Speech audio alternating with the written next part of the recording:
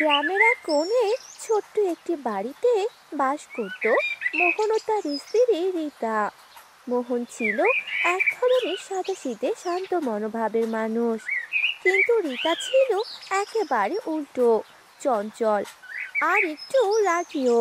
তাদের সংসার ছিল ভালো। একদিন রীতা বারান্দায় বসে সবজি কাটছিল। তখনই একটা ছাগল এসে তাদের সবজির বাগানে ঢুকে পড়লো। হ্যাঁ গো, কোথায় গেলে? দেখে যাও তো, কার ছাগলটা আমার সবজি বাগানে ঢুকে পড়লো। ছাগলের যন্ত্রণায় আর বাড়িতে থাকাই যাচ্ছে না।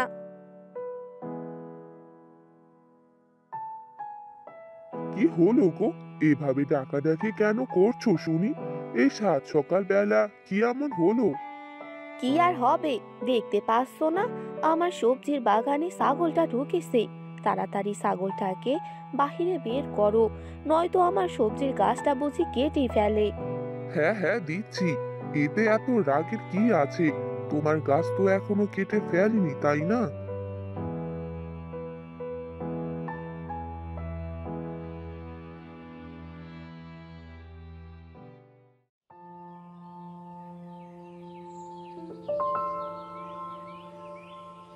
আরে মোহনদা, এবার জমিতে কি চাষ করবে শুনি? আমি যে কি চাষ করব ভেবেই পাচ্ছি না। আমি যেটা চাষ করি না কেন, সেটাতেই লস হয়ে যায়।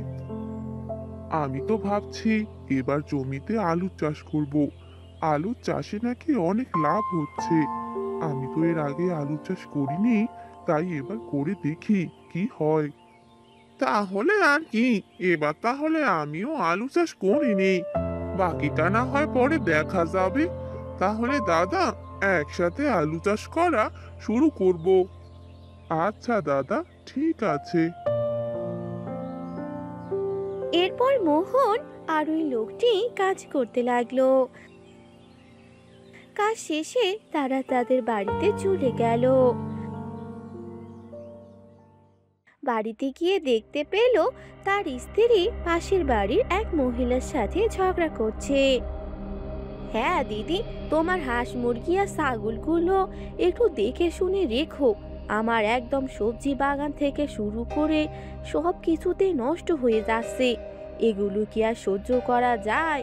তোমার এগুলো হাঁস মুরগি আর ছাগল যদি আমার বাড়িতে আর একবার আসে, তো দেখে নেব। আরে দিদি, তোমার জ্বালাই তো দেখছি আমি হাঁস মুরগি গরু ছাগল কিছু চাষবাসে করতে পারবো না। হাঁস মুরগি থাকলে একটু আশেপাশে বাড়িতে তো যাবে, এটা দোষের কি? অত কিছু আমি শুনতে চাই না বাপু। এরপর যেন তোমার হাঁস মুরগি ছাগলকে আমার বাড়ির উঠোনে আর না দেখি, কথাটা মনে রেখো। আরে আরে গিন্নি, কি সব করছো? এই সময় আবার ঝগড়া লাগাচ্ছো কেন? ছেড়ে দাও না, আর কোনোদিন আসবে না। হ্যাঁ দিদি, এবার তুমি তোমার বাড়িতে যাও তো। এরপর সেই মহিলাটা সেখান থেকে চলে গেল।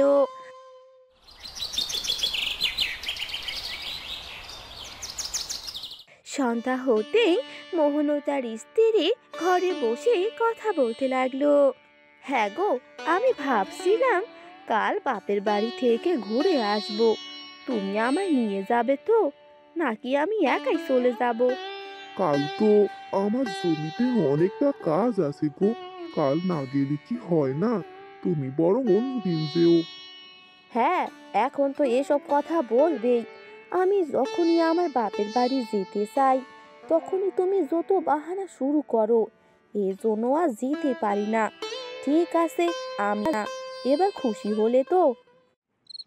এ কথা বলে মোহনের স্ত্রী ও মোহন ঘুমিয়ে পড়ে।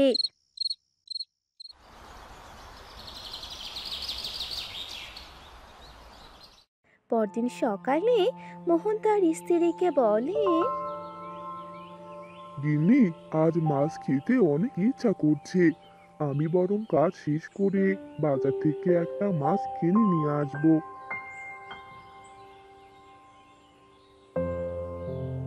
এ কথা বলে মোহন তার জমির দিকে যেতে লাগলো।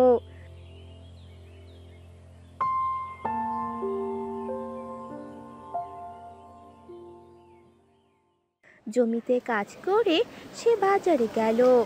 বাজারে একটি মাছের দোকানের সামনে গিয়ে দাঁড়িয়ে পড়ল।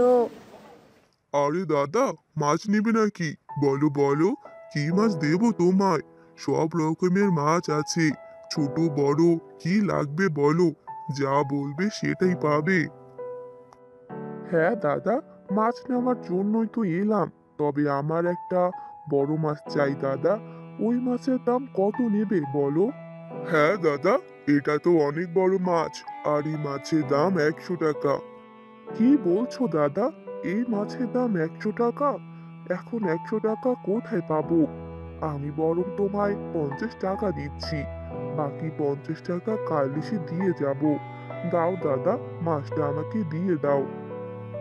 না না দাদা, আমি বাকিতে কোনো কিছু বিক্রি করি না, আর এত টাকার মাছ তো আমি বিক্রি করতে পারবো না।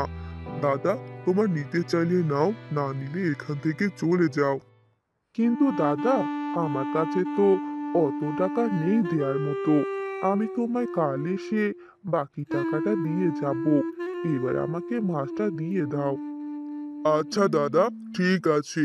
এত করে যেহেতু বলছো, তাহলে দাও 50 টাকা, আর এই মাছটা নিয়ে যাও। বাকি টাকাটা কিন্তু কাল এসে দিতেই হবে তোমায়। হ্যাঁ হ্যাঁ দাদা, ঠিক আছে, আমি কাল এসে তোমার টাকাটা দিয়ে দেবো। এরপর সেই দোকানদার মোহনকে বড় মাছটা দিয়ে দেয়, আর মোহন 50 টাকা দিয়ে মাছটা নিয়ে বাড়ির দিকে আসতে থাকে। বাড়ির দিকে আসার সময় সেখানে একটা ছোট বিড়াল মোহনের হাতে সেই মাছটা দেখতে পায়, আর সে মনে মনে বলে, আরে বাহ, কি বড় একটা মাছ! এই মাছ দেখে তো আমার অনেক খিদে পেয়ে গেল। এই মাছটা যে আমাকে খেতে হবে। আহা, এত বড় মাছ দেখে আমার তো সেই আনন্দ লাগছে। যাই যাই, এই লোকের পিছু পিছু এনার বাড়িতে যাই, তাহলেই তো মাছটা পাবো। এরপর মোহন বাড়ির দিকে যেতে লাগলো, আর সেই বিড়ালটিও মোহনের পিছু পিছু তার বাড়ির দিকে গেল।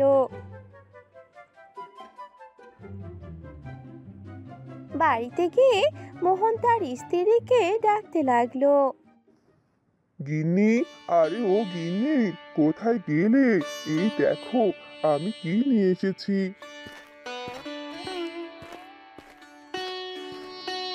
আরে বাহ, কত বড় মাছ!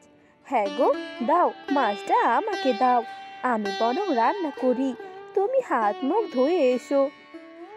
হ্যাঁ হ্যাঁ, এই নাও, তারপর মাছটা রান্না করো। আমার মাছটা দেখে অনেক খিদে পেয়ে গেল। অনেকদিন পর মাছ দিয়ে ভাত খাবো। এরপর মোহনের স্ত্রী মাছটা কাটতে লাগলো, আর বিড়ালটি তাদের সামনে বসেছিল। আরে বাহ, তুই তো দেখি মাছের গন্ধ পেয়ে গেছিস। এখানে বসে থেকে কোনো লাভ নেই বুঝলি, একটা মাছও তুই খেতে পাবি না আমার থেকে। এরপর মোহনের স্ত্রী সেই মাছ রান্না করলো। তারপর তারা দুজনে মিলে খাবার খেলো। খাবার খেয়ে তারা কিছু মাছ রেখে দিল টেবিলের উপরে। এরপর মোহন ও তার স্ত্রী বাহিরে কাজ করতে লাগলো। ঠিক সেই সময় সেই বিড়ালটা এসে সেই সবগুলো মাছ খেয়ে সেখান থেকে পালিয়ে গেল। মোহনের স্ত্রী যখন ঘরে এলো, তখন দেখতে পেল বাড়িতে কোনো মাছ নেই। দেখলে তো কি হলো, বাড়িতে কোনো কিছু রেখে শান্তি পাই না। এই বিড়ালটা এসে আমার সবগুলো মাছ খেয়ে নিয়ে চলে গেল।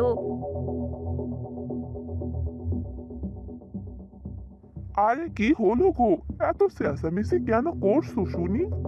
করছি কি আর সাথে, দেখলে তো বাকি মাছগুলো বিড়ালটা সব খেয়ে গেল। বিড়ালের জ্বালায় আর কোথাও কোনো কিছু রেখে শান্তি পাই না। সব জ্বালা হয়েছে শুধু আমার, তোমার তো কিছু করতে হয় না, তাই না?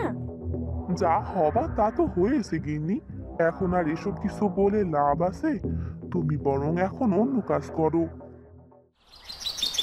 এভাবেই বেশ কয়েকদিন কেটে গেল।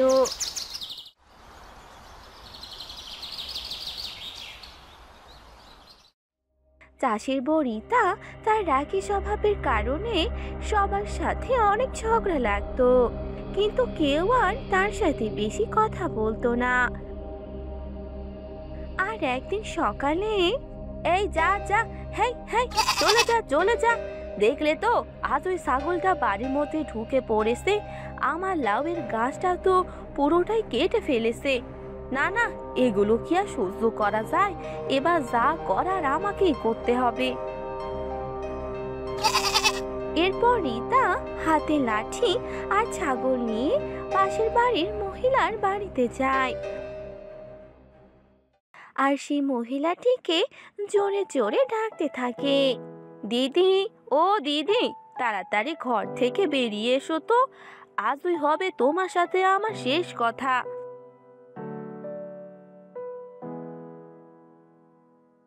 কি হয়েছে? সাত সকালবেলা এত ডাকাডাকি কেন করছো শুনি? কেন করছি এটা কি বুঝতে পারছো না নাকি? তোমাকে কতবার করে বললাম তোমার ছাগলগুলো যেন আমার বাড়িতে না যায়, কিন্তু আজ আমার লাউয়ের গাছটা পুরো কেটে দিয়েছে। ভাবলাম বাড়িতে কিছু সবজি চাষ করব, কিন্তু না, তোমাদের জ্বালায় তো সেটাও করতে পারছি না। এভাবে আর কতদিন আমাদের বিরক্ত করবে শুনি? আরে দিদি, আমি তো ছাগলটাকে বেঁধে রেখেছিলাম, কখন যে দড়িটা খুলে চলে গেছে আমি বুঝতে পারিনি। কেমন করে বেঁধে রেখেছো শুনি যে খুলে চলে যায়? আমার সবজির গাছটাতে কতগুলো সবজি ধরেছিল, আর এখন তো কোনো সবজি ধরবে না। আরে, তোমরা দেখছি আজও ঝগড়া করছো। তোমরা ঝগড়া না করে কি থাকতে পারো না নাকি? হ্যাঁ, ঝগড়া না করে ভালোভাবে কথা বলে সবকিছু মিটমাট করা যায়। তোমরা তো দেখি সবসময় ঝগড়া করতেই থাকো। আমি কি আর ঝগড়া করতে চাই নাকি দাদা? তোমার বউ তো সব সময় আমার সাথে ঝগড়াই করে। তোমার বউ যা রাগী, ঝগড়া না করে কি আর সে থাকতে পারে নাকি? হ্যাঁ, তবে এরপর থেকে তার রাগকে শান্ত করে তুলবে। এভাবে আর কখনো ঝগড়া না, তাহলে দেখবে সবকিছু ঠিক হয়ে যাবে। হ্যাঁ গো গিন্নি, তুমি আমার কথা শুনবে তো? আচ্ছা ঠিক আছে গো, এরপর থেকে আমি আমার রাগ সবসময় শান্ত রাখবো। এরপর তারা সেখান থেকে তাদের বাড়িতে চলে গেল। এরপর তাদের সংসারে সে পুরনো হাস্যোজ্জ্বল পরিবেশ ফিরে এলো। রীতা আরো শান্ত হতে শুরু করলো, আর মোহন তার স্ত্রীকে নিয়ে আরো বেশি আনন্দে দিন কাটাতে লাগলো।